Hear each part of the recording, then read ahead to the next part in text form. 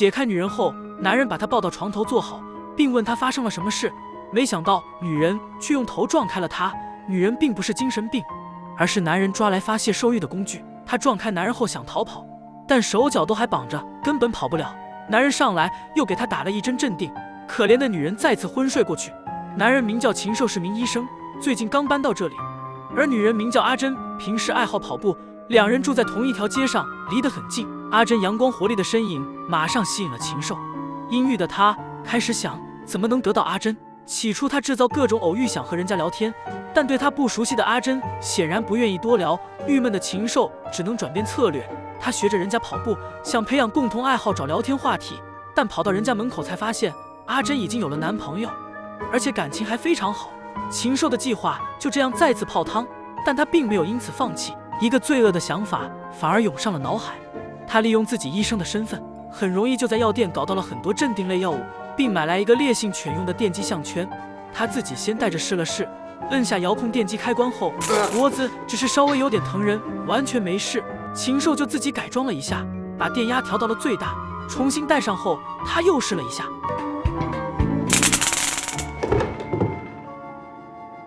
这次禽兽被电晕过去了很久，一切准备妥当，他开始进行下一步。禽兽假装车胎爆了，在路边换胎。等阿珍经过的时候，他故意发出很吃力的声音。善良单纯的阿珍果然中计，上前询问禽兽要不要帮忙。禽兽就让他去后备箱找一个套管。毫无防备的阿珍到后备箱翻找起来，禽兽趁机过来给阿珍打了镇定。阿珍很快失去了知觉，被禽兽抬起来，一下塞进了后备箱。就这样，阿珍被他拖回了家，绑在了地下室的一个轮椅上。阿珍醒后惊恐万分，大声呼救，但这里是地下室，外面根本听不到。禽兽被他的叫喊声搞得很烦，从抽屉里拿出事先备好的镇定，给正在叫喊的阿珍又来了一针。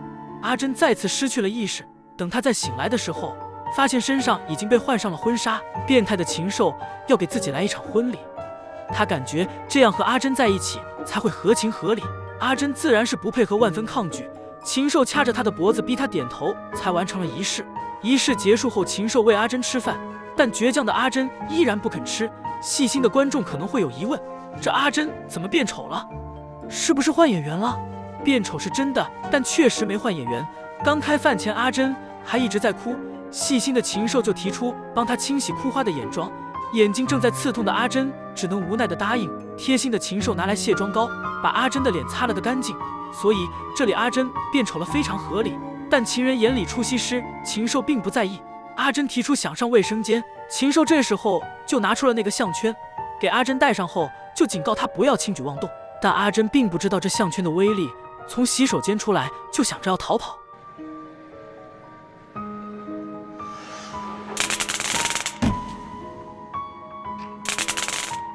为了惩罚阿珍，禽兽在她身上淋了很久的凉水。这次阿珍看着老实了很多，禽兽再次端来了饭菜。饿坏的阿珍不再拒绝答应吃饭，她的手被绑着，还是得禽兽来喂。阿珍尝了一口，发现味道还不错，就想旁敲侧击劝禽兽不要犯罪。¿Por qué mejor no te dedicas a esto? Yo solo cocino para personas muy especiales. 阿珍按捺不住自己恶心的情绪，吐了禽兽一身。禽兽拿来镇定，又给阿珍来了一只，再次被顶撞。禽兽准备升级处罚。阿珍醒后发现嘴巴被撑了起来，禽兽拿起一个喷壶给她掩饰，里面装的是一种很强的酸。接着禽兽就在阿珍的嘴里喷了好几下，剧烈的疼痛让阿珍全身都颤抖起来。禽兽对这个反应很是满意。此后几天，禽兽又帮阿珍治疗口腔，按时的给她喂各种药。阿珍的口腔很快得到了恢复，她为了稳住禽兽，开始试着对她微笑。其实每天晚上禽兽都会下药，阿珍刚开始并没有察觉，但这天早上醒后，她发现后面很疼，反应过来后，她崩溃地叫了起来。接着就发生了视频开头的一幕，她撞开禽兽想要逃跑，但很轻易就被禽兽给控制了起来。惩罚再次升级，禽兽给她打了针麻醉。阿珍迷迷糊糊的不知道发生了什么事，但她很快就知道了答案。禽兽在她手指上画上手术线，接着拿起手术刀，按着画线的方向划开了手指。麻醉下的阿珍就这样眼睁睁地看着禽兽把她4根手指上的皮肤都剥了下来。阿珍的男朋友阿强开始发传单寻找阿珍，禽兽自然也看到了这些传单。为了安全起见，他给阿珍加了铁链，铁链的另一头固定在地上。没被这样锁过的阿珍往前刚走几步，一个趔趄差点被拽翻在地。被这样锁着和狗有什么两样？阿珍更坚定了逃出去的决心。吃饭的时候，他频频对禽兽微笑，禽兽以为他终于回心转意了。阿珍接着喝酒，忽然不小心洒到了身上，禽兽看到后赶紧过来帮他擦。擦的时候酒劲就上来了，禽兽只觉得浑身发热。阿珍假意帮他脱衬衫散热，脱到头上的时候，阿珍忽然把他推倒在床上。禽兽感觉不对，但已无法反抗。脱到一半的衬衫限制了他的动作，阿珍又用铁链勒住禽兽的脖子，直到他完全失去反应。这件事给了我们什么警示？脱衬衫一定要解扣子脱啊！阿珍从禽兽兜里翻出了钥匙，解开铁链后，阿珍能顺利逃脱吗？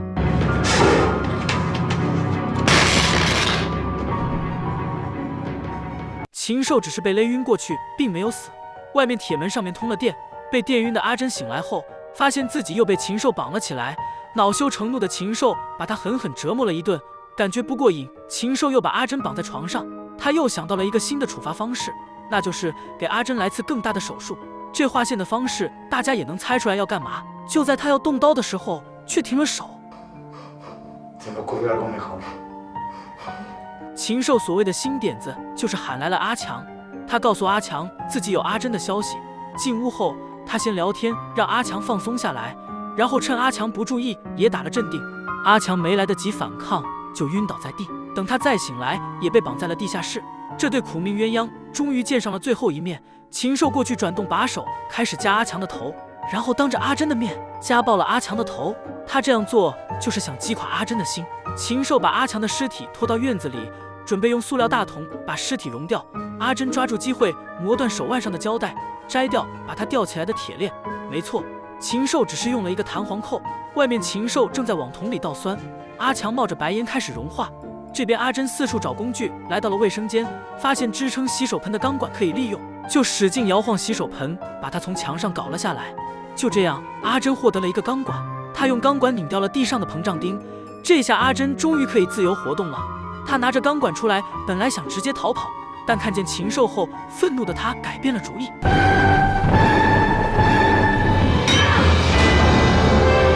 阿珍把禽兽的头使劲摁进了桶里，只一下禽兽的五官就模糊了起来。强烈的仇恨让阿珍一次次将禽兽的头摁下去，不一会儿，禽兽就瘫倒在地上，半个脑袋都变成了烂泥。一切终于结束了。阿珍发泄般的再次叫了起来，首尾呼应，咱们再听一次。